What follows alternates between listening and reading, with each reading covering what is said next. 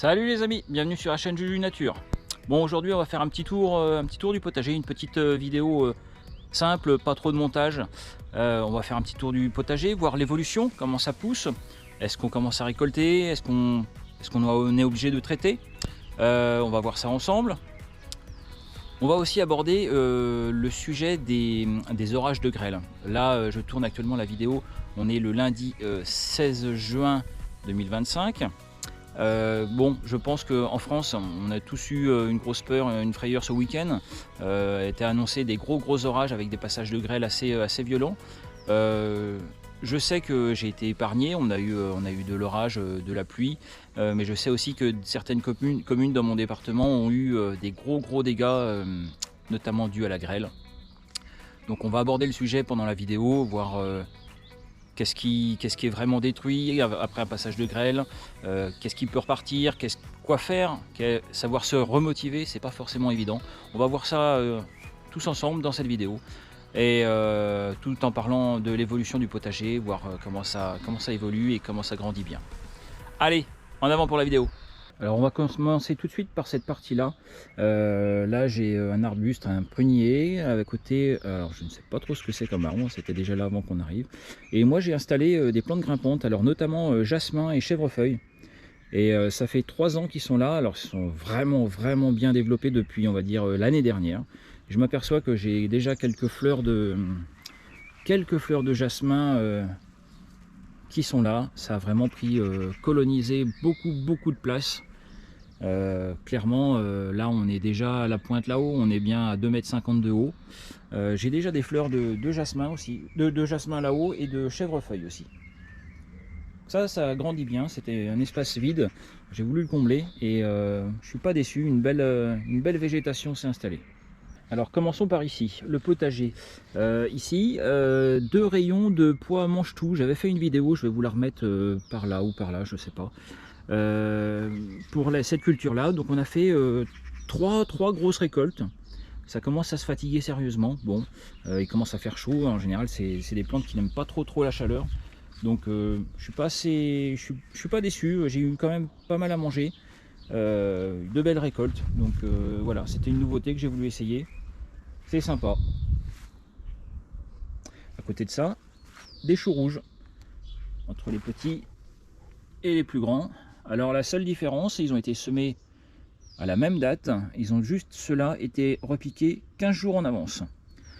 J'ai eu quelques attaques de pucerons que j'ai traitées au savon noir, et j'ai eu quelques attaques, 2 attaques d'altise que j'ai traitées au macérat d'ail.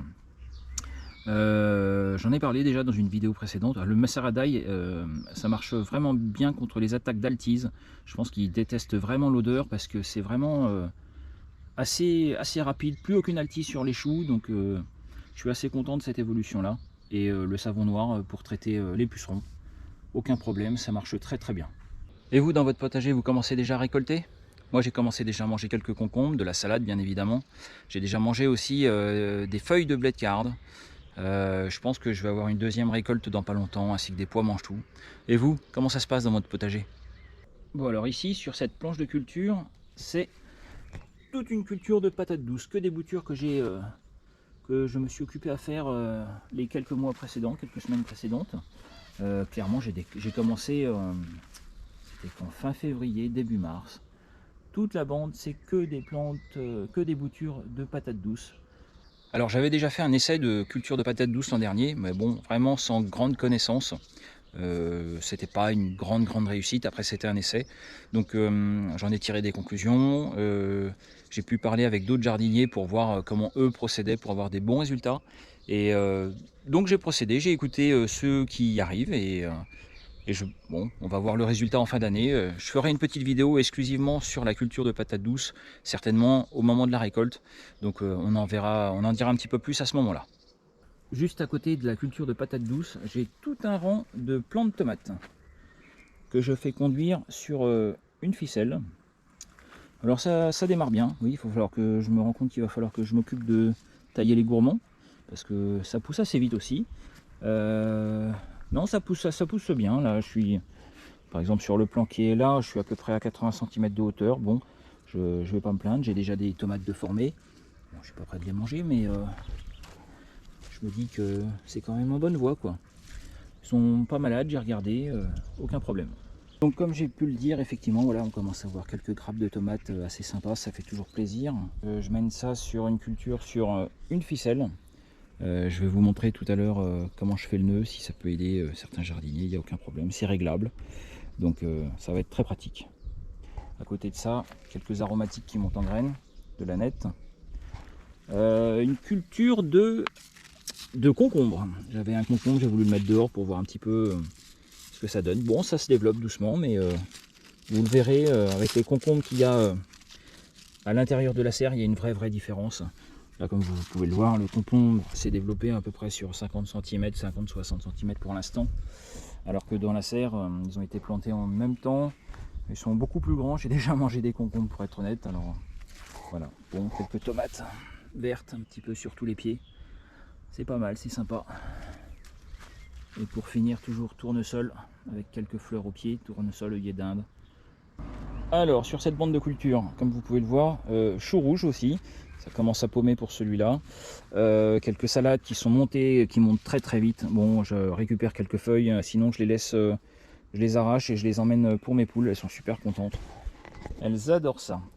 Ici, vous avez des plants de blé de carde. Alors, comme je vous ai dit tout à l'heure, j'ai déjà fait une récolte. C'est super. Ça, vous prenez les feuilles tendres, vous les cuisez comme des épinards.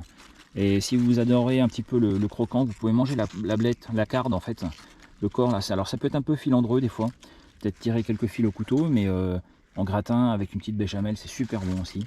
Voilà, donc c'est vraiment un légume qui est, on va dire, ancien, pas forcément mis au goût du jour pour tout le monde, mais c'est super bon. Essayez, si vous ne connaissez pas, n'hésitez pas. Et alors, ce qui est vraiment pratique, c'est que cette culture-là, c'est une bisannuelle. Vous la laissez là, elle va passer l'hiver tranquille. Au printemps, dès les premiers rayons du soleil, un petit peu de chaleur, elle va repartir de plus belle. Et après, elle montera en graines. Donc là, vous pouvez avoir avec un semis, deux récoltes, enfin, 2 années de récolte. Alors, dans la continuité, tout de suite, toujours quelques salades qui commencent à monter en graines sérieusement. Et toute une lignée de haricots grimpants. Haricots à rames. Alors je me perçois que ça commence à monter sérieusement haut. Là on est déjà à peu près à 2 mètres là-haut. Bon, c'est sympa. Les premières fleurs de haricots. Donc on verra la récolte d'ici quelques temps. Au pied de ça, j'ai refait un petit semis de mesclun. J'avais déjà fait un semis de mesclun cet hiver. C'est super bon, mélange de différentes salades, différents goûts. Je vais vous remettre la vidéo par là ou par là, je sais pas où. Vraiment, ça a différents goûts, c'est un mélange d'odeurs, de croquants, et c'est vraiment sympa comme mélange de salade. Donc toujours des haricots grimpants. Ça pousse facilement. J'ai fait un premier semis en godet et j'ai ressemé dans la foulée un deuxième semis au sol pour pouvoir étaler et non étalonner les récoltes. Alors de l'autre côté du grillage des haricots, j'avais mis au pied quelques betteraves rouges qui poussent tranquillement, discrètement. On va les voir ici. Voilà, ça arrive doucement. On va passer un petit peu de tondeuse. On y arrive, elle commence à se développer gentiment. Voilà. Donc un petit peu de betterave rouge, on aime bien en salade composée, c'est toujours sympa. Bon alors au bord de la route, disons que j'aime bien mettre un paquet de fleurs. Donc ici déjà de la consoude. Alors tout petit pied, il faut bien savoir que j'en ai déjà récolté une quantité énorme. Clairement j'ai fait un petit purin de consoude. Je m'en sers aussi en paillage. Il était énorme, bien développé. C'est pas la première année qu'il est là. Clairement c'est quelque chose, on peut en avoir 2, 3, 4 récoltes si on veut. On peut se servir des feuilles en paillage, en purin, en plein de choses. Et on peut bien évidemment laisser toutes les fleurs qui vont arriver, c'était blindé de fleurs. Pour tous les pollinisateurs, c'est super. Ça prend quand même un peu de place. Clairement, là, ça me prenait bien plus qu'1 mètre carré. Donc je l'ai vraiment bien taillé. Mais vous voyez, je l'ai taillé il y a une semaine. Alors, ça a bien plu ce week-end, donc ça repart de plus belle. À côté de ça, des tournesols qui se développent bien et toute une lignée de tournesols. Ça c'est de la bourrache, quelques fleurs de bourrache. Toujours sympa, c'est toujours joli. Tournesol, œillet d'Inde. Là ça va bien se développer, ça va être normalement assez sympa. Avec ce qui est tombé, ça pleut bien.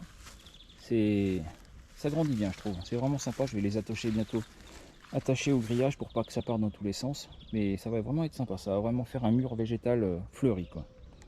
Et de ce côté-là, un petit carré que j'ai laissé un petit peu pousser tranquille. J'ai mis toute une bande d'œillets d'Inde, bien sûr des fleurs toujours, moi, toujours dans le jardin. Alors je vois qu'il y a des plantes qui poussent que je vais enlever au fur et à mesure. J'avais mis des poivrons, de l'aubergine, mais clairement le développement est vraiment pas pareil que dans la serre. Et ça c'est des cucurbitacées qui se mettent à pousser spontanément. Certainement des vieilles graines qui étaient en pleine terre, à peine j'y travaille et ça repousse. Donc clairement je vais les laisser pousser. On aperçoit qu'il y en a une petite ici aussi. C'est absolument pas de mes semis à moi, donc je vais essayer de les gérer un petit peu pour voir ce que ça va donner, et puis on aura peut-être une belle surprise. Voilà, je vous tiendrai au courant de ce petit carré collé à la serre, mais ça se développe assez vite, hein. Alors sur cette planche de culture, c'est mes 4 pieds de tomates cerises. On avait parlé déjà dans une dernière vidéo. Alors 4 pieds avec des tomates cerises, ici, là, où j'avais pu expliquer, la dernière vidéo où j'avais pu expliquer sur le paillage notamment, et sur le fumier de poule. Je vais vous remettre la vidéo par là, je crois, ou par là. 4 pieds de tomates cerises qui se développent vraiment tranquillement. Bon alors là, comme j'ai pu l'expliquer dans une dernière vidéo sur la taille des tomates, on laisse, j'enlève quelques gourmands au tout début et après ça part dans tous les sens. Je laisse tous les gourmands, j'ai juste à entremêler dans le grillage comme ça et ça se tient tout seul. 4 pieds de tomates cerises, c'est 4 variétés différentes, différents goûts, différentes textures, différentes couleurs. À côté de ça, un petit tournesol qui commence à être sympa. Là on arrive bien à mettre 1,10 m. Donc ça pousse tranquille. À côté de ça, des courges pour l'hiver. Et voilà. Courges qui commencent à se développer tranquillement. C'est pas les plus virulentes. J'en ai d'autres là-bas qui commencent à être beaucoup plus rapides en développement. Bon, et à côté de ça, j'avais, comme j'ai pu l'expliquer dans une vidéo précédente, j'avais gardé une petite zone pour faire un deuxième semis de courgettes. Et bien voilà, deuxième semis de courgettes. On va enlever ça ici, hop, hop, et ça se développe tranquillement. Donc ça va vraiment prendre le relais sur les 4 premiers plants de courgettes qui sont juste là, déjà en fleurs. J'aperçois au loin déjà les premières courgettes que j'ai pas encore ramassées, mais je pense que d'ici une semaine ça va être bon. Et donc ces plants là, quand ces plants là vont être vraiment fatigués, ces plants là seront bien en pleine forme, bien développés et reprendront le relais. Je pense qu'on peut estimer avoir des courgettes sur ces pieds là fin juillet, quoi. Fin juillet, c'est possible, ouais. Je vous tiendrai au courant sans problème. Donc revenons sur les plus premières plants de courgettes. Bon, là on est quand même déjà sur des plants de courgettes qui sont bien développés. On est à peu près sur 1 mètre, on a déjà une belle prise, à peu près 1 mètre carré déjà là. Première fleur. Ici, là, les premières courgettes comme je disais. Hop. Il y en a une ici, il y en a une autre ici. Donc ça suit son cours. Ça suit son cours, c'est super sympa. De ce côté-là, les courges pour l'hiver.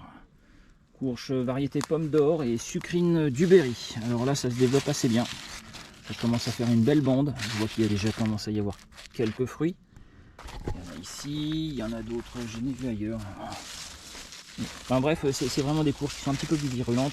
Ça commence à partir dans tous les sens. Alors il ne faut pas hésiter à reprendre les tiges qui partent un peu, si vous voulez faire des allées un peu bien rangées, les remettre pas dans l'allée justement, pour qu'il y ait une petite zone de culture, mais pas qu'il y en ait partout. À côté de ça, vous pouvez voir une bande de tomates, encore une bande de culture de tomates, toute là.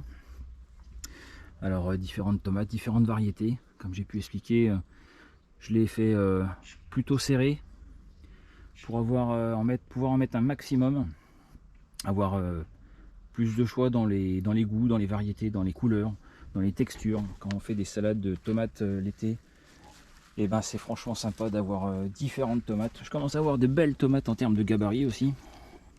Je vais pas me plaindre. Bon, comme vous pouvez le voir, je m'aperçois qu'il y a beaucoup de gourmands qui ont poussé, qu'il va falloir que je taille un petit peu les feuilles du bas. Donc ça, je vais m'en occuper. On est aujourd'hui lundi, je vais m'en occuper mercredi. Il faut faire avec le temps qu'on a. Moi, j'ai un travail qui me prend pas mal de temps, donc je vais faire ça. Mais effectivement, toutes ces parties-là, il va falloir que je m'en occupe. Surtout qu'on a quand même eu une grosse pluie ici ce week-end.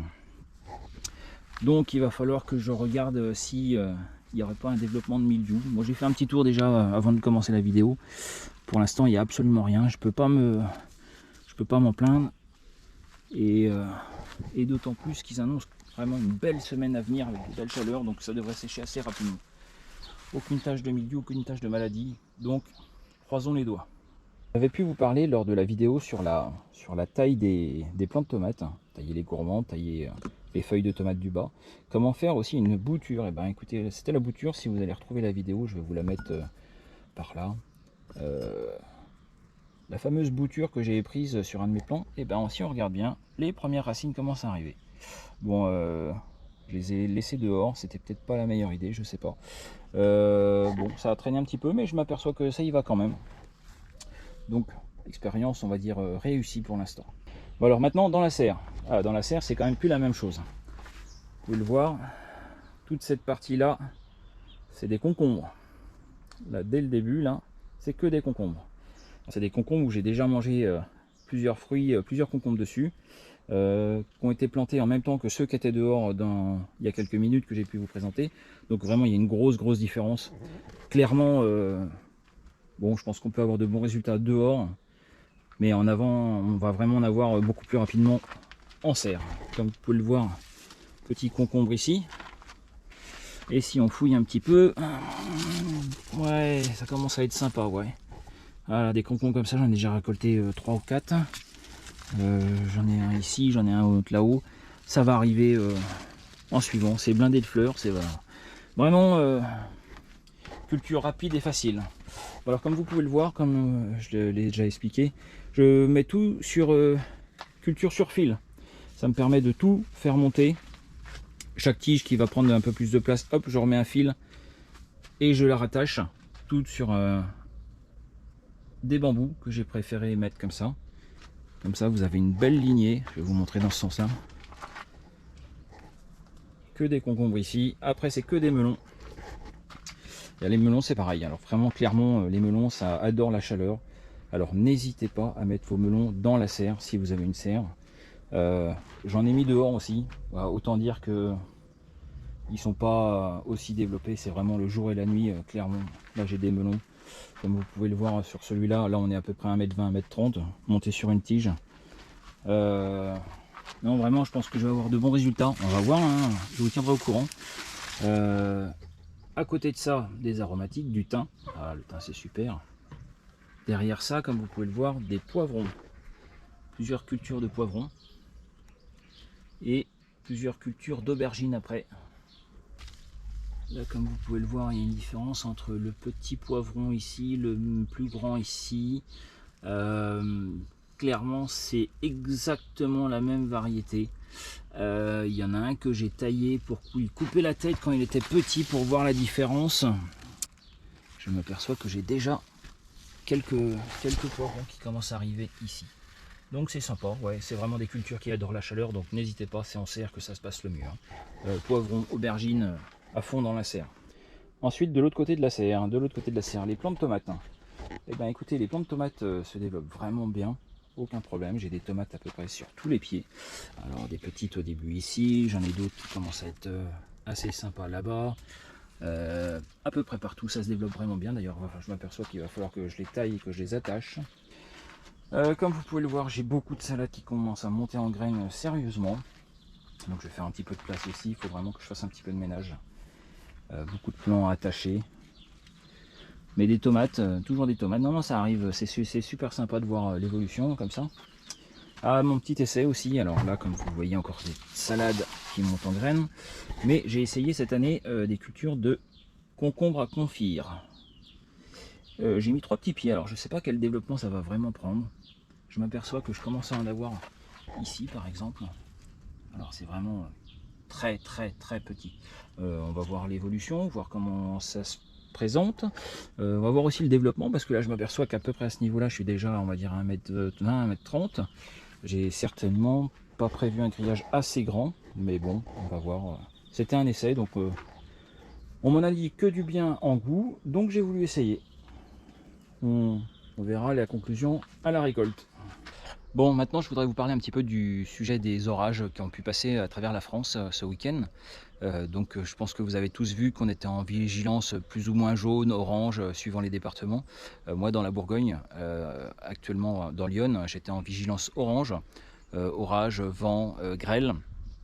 Alors j'ai été relativement assez épargné au niveau de la grêle, on n'a pas eu une grêle, beaucoup de pluie, pas très violente. Il y a eu quelques coups de vent, il y a eu de l'orage, aucun problème.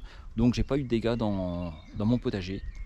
Mais il faut être honnête que je sais que dans des communes à quelques kilomètres d'ici, il y a eu un nuage de grêle qui est passé, qui a tout fracassé. Et là, eh ben, faut relativiser beaucoup. Il faut bien se dire que ça n'est qu'un potager. Parce que je peux vous assurer que ces gens-là, s'ils ont perdu tout leur potager parce que tout est broyé sous les grêlons, il y a certainement beaucoup plus de casses, des véhicules, des maisons endommagées.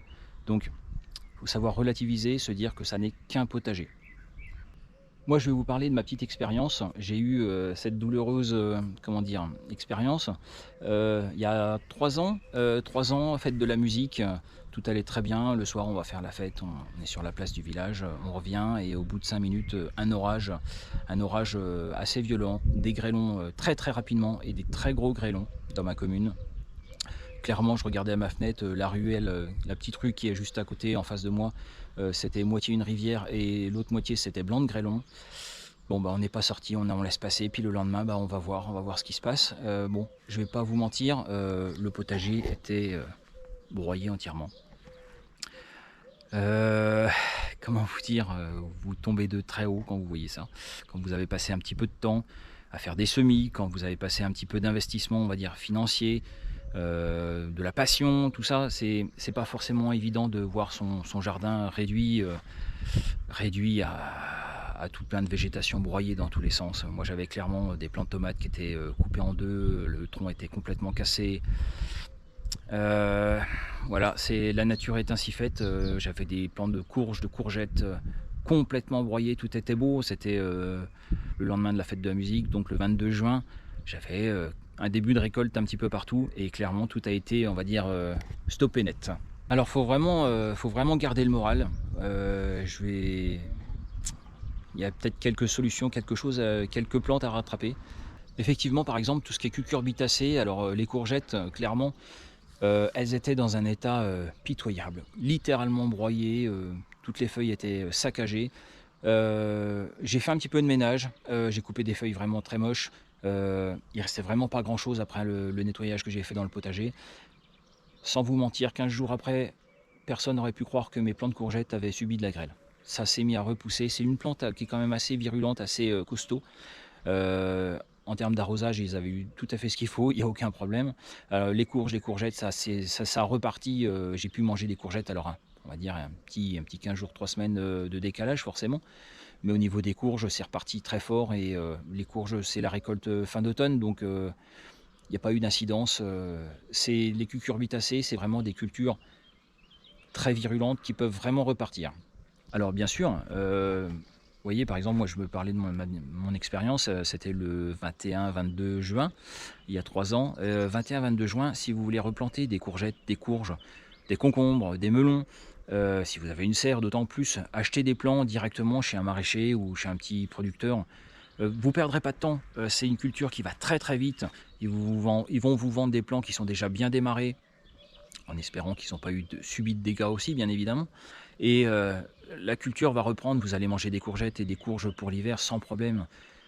Par contre, pour tout ce qui est tomates, je ne vais pas vous mentir qu'un plant de tomates bien saccagé, essayez toujours de laisser les gourmands qui sont là, mais clairement si le tronc est bien tapé, bien éclaté, je ferai tout de suite de la place, enlever directement les pieds parce que autant de blessures sur un plant de tomate, c'est par temps humide, c'est une entrée, une porte ouverte pour le mildiou qui va arriver Et tout ce qui pourrait rester pourrait être saccagé par le mildiou. Alors vraiment, dans la foulée, faites un gros nettoyage, coupez vraiment toutes les plants, toutes les feuilles, tout ce qui sert à rien. Il faut vraiment aérer le pied au maximum et voyez ce qu'il en reste. Et n'hésitez pas à enlever, arracher certains pieds. Et allez voir un maraîcher, si vous avez une serre, vous pouvez replanter en serre. Clairement, vous aurez des tomates peut-être fin août. Mais bon, voilà, c'est vraiment une culture qui va prendre cher. Autant les cucurbitacées, ça va vite reprendre, autant les tomates, ça va être problématique s'il est vraiment cassé, et encore plus si le milieu s'installe derrière. Mais encore une fois, il faut vraiment relativiser, ça n'est qu'un potager. Moi, il y a 3 ans, comme j'avais pu vous le dire, mon potager est vraiment saccagé. Je vous assure que le matin, quand je suis allé me rendre compte un peu des dégâts, j'étais déboussolé complet, ça vous anéantit complètement, quoi. Bon, après, j'ai fait le tour de ma maison, je me suis aperçu que la moitié de mes volets roulants étaient des vrais passoires, ma voiture était cabossée dans tous les sens. Et là, vous vous dites, ben, c'est qu'un potager. Voilà. Il faut vraiment prendre conscience que c'est pas non plus un drame humain ou quelque chose. Il y a des gens qui ont vraiment perdu, j'ai pu voir dans des communes là à côté, des véhicules, c'est les pare-brises qui sont tombés. Clairement, ne vous amusez pas à aller essayer de protéger des plantes un jour où la grêle va se mettre à tomber, parce que c'est vous qui allez être blessé, quoi. Je sais qu'il y a des communes à côté, ils ont pris des grêlons qui faisaient 5 cm de diamètre. Surtout, n'allez pas sortir pour protéger un potager pour ça, quoi. Voilà. Laissez couler, ben, il se passera ce qui se passera. Ça n'est qu'un potager. Et vous avez déjà pris la grêle dans votre potager? Qu'est-ce qui s'est passé? Quels sont les dégâts? Qu'est-ce que vous avez pu sauver? Qu'est-ce que vous avez pu ressemer, replanter derrière pour avoir une récolte quand même, quoi? Et puis, faut savoir qu'après, sur un temps de grêle, bon, en général, le jardin est vraiment gorgé d'eau. Il y a quand même des cultures qui apprécient l'eau. Moi, je pense à la blé de carde, les betteraves, les salades. Tout ça, c'est des cultures qui apprécient l'eau. Donc, effectivement, peut-être pas de tomates, mais si vous faites le plein de salade, c'est pas mal non plus, quoi. Qu'est-ce qui s'est passé dans votre potager? Est-ce que vous avez eu des dégâts ce week-end? N'hésitez pas, mettez-moi dans les commentaires. Et puis, relativisez, ça n'est qu'un potager. Bon allez, sur ce, on arrive à la fin de cette vidéo. J'espère que vous avez apprécié le petit tour du potager, les différents renseignements après un petit passage de grêle, ce qui peut être sauvé, ce qu'on peut faire pour avoir une petite récolte quand même. J'espère que bien évidemment vous n'avez pas été touché, et j'espère que vous allez bien, tout se passe bien, pas de dégâts chez vous. Sur ce, on arrive à la fin de la vidéo, je vous souhaite une bonne fin de journée. Allez, salut salut!